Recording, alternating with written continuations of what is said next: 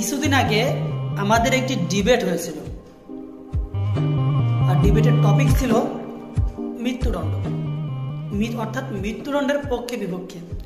So আমাদের পড়ছিল বিপক্ষে, মানে মৃত্যুদণ্ডর বিপক্ষে আমরা লড়াই করব। সো যথারীতিতে প্রথমে ওরা বক্তব্য দিছিল পক্ষে, মৃত্যুদণ্ডের পক্ষে। তো ওরা কি বক্তব্য দিছিল, আমি তার অনেকগুলো যুক্তি তারা দেখাইছিল, আমি তার 3টা পয়েন্ট বলি। 3টা পয়েন্টের প্রথমটা হচ্ছে কঠিন অপরাধের জন্য কঠোর শাস্তি প্রয়োজন, ঠিক আছে। তাদের 2 নাম্বার পয়েন্ট ছিল মৃত্যুদণ্ড অপরাধ দমন ও ভয় সৃষ্টি করে। 3 নাম্বার ছিল ভুক্তভোগীর পরিবার ন্যায় বিচার প্রতিষ্ঠা হয়।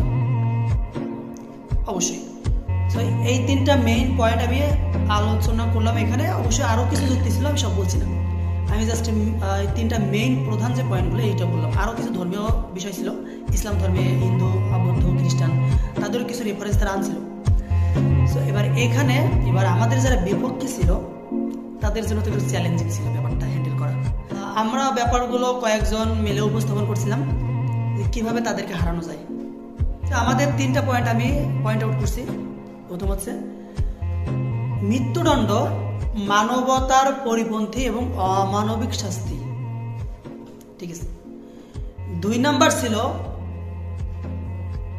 মৃত্যুদণ্ড অপরাধ দমন করে না, বরং সহিংসতা বাড়াতে পারে।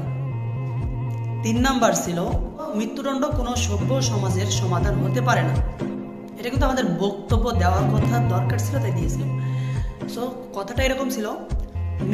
3 নাম্বার পয়েন্টটা আবার একটু ক্লিয়ার করি। এখন পর্যন্ত যত অপরাধের জন্য মৃত্যুদণ্ড হয়েছে সেই অপরাধের মাত্রা কিন্তু বিন্দু মাত্র কমে নাই। তাহলে সেই সব অপরাধের জন্য একটা প্রাণ নিয়ে সেসব অপরাধের মাত্রা কমানো যাচ্ছে না, তাইলে কি মৃত্যুদণ্ড সেই অপরাধের শাস্তি হিসেবে সমাধান হচ্ছে কিনা? এখানে আমি পক্ষের 3টা পয়েন্ট আউট করলাম, বিপক্ষের 3টা পয়েন্ট আউট করলাম। এখন আপনাদের মতামত জানাবেন মৃত্যুদণ্ডের পক্ষে আর বিপক্ষে আপনি কোনটা চান। কিছুদিন আগে আমাদের একটি ডিবেট হয়েছিল, আর ডিবেটের টপিক ছিল মৃত্যুদণ্ড, অর্থাৎ মৃত্যুদণ্ডের পক্ষে বিপক্ষে। সো আমাদের পড়ছিল বিপক্ষে, মানে মৃত্যুদণ্ডর বিপক্ষে আমরা লড়াই করব। সো যথারীতিতে প্রথমে ওরা বক্তব্য দিছিল পক্ষে, মৃত্যুদণ্ডের পক্ষে। তো ওরা কি বক্তব্য দিছিল, আমি তার অনেকগুলো